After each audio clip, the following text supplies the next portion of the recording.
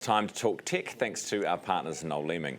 Rocket Lab started as an idea scribbled on a napkin. 20 years on, it has launched New Zealand into the global stage of space technology and celebrated 70 successful launches.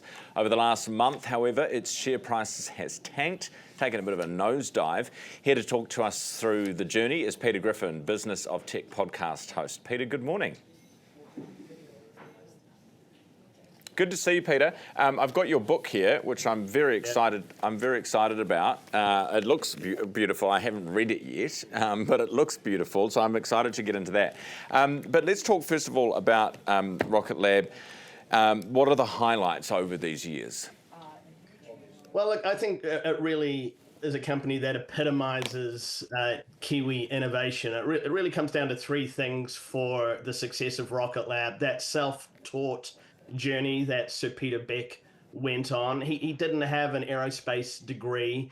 He didn't have any formal qualifications. He looked at what was happening. He was actually quite disillusioned when he went to the US and visited NASA and a jet propulsion laboratory. He came away thinking, all the innovative years are behind those organizations. He decided, literally on the way back from the US, I'm going to have to build a rocket myself. And he set out on that journey. So that self-made thing is really integral to the Rocket Lab story. The other thing is, you realize very quickly we don't have the money, so we're going to have to out-innovate our bigger competitors, and that's what Sir Ernest Rutherford, our most famous scientist, said. We don't have money, therefore we have to think. And so Sir Peter and his early engineers came up with a couple of innovations: carbon fiber design of the rocket, which he was influenced by America's Cup yacht design, and 3D printed engines. That was not done in the aerospace industry up to that point. So you put those two things together and you get the bones of a company that has outperformed its competitors, the biggest companies in the US aerospace industry.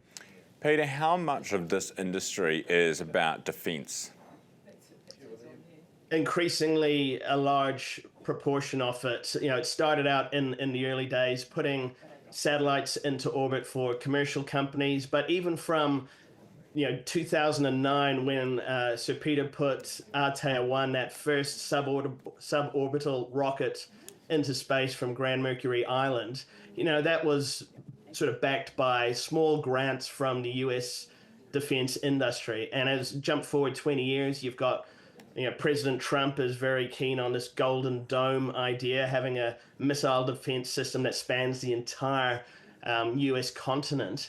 And Rocket Lab is very much looking at that. We could be involved in that, putting satellites into space that are part of that defense network. So, they're unabashed about that defense is integral to the future of the company. What's going on with the share price, Peter? Yeah, it's not flash, for the over 30,000 New Zealand shareholders in Rocket Lab who sort of saw that astronomical rise up to $70 at one point, and it has dropped back by half almost in the last month. And there's really three reasons for it. They delayed the Neutron rocket launch. That's the bigger rocket that they've been working on. They pushed that from 2025 into 2026. So there was a bit of disappointment around that. They revealed that their development costs are rising faster than analysts expected. Things are a lot more expensive these days, so that has led to a drop as well. And some insider selling from the likes of Sir Peter, which is pretty common when the stock price is high. A lot of the executives cash in some of their shares. But the analyst consensus on Rocket Lab is still very strong, around about $65. It's currently around $40. So most of the analysts on Wall Street are saying this company still has a huge amount of value and it's going to be very successful in future. Fantastic. And what's also going to be very successful, I'm sure, is this book. Where can people get your book?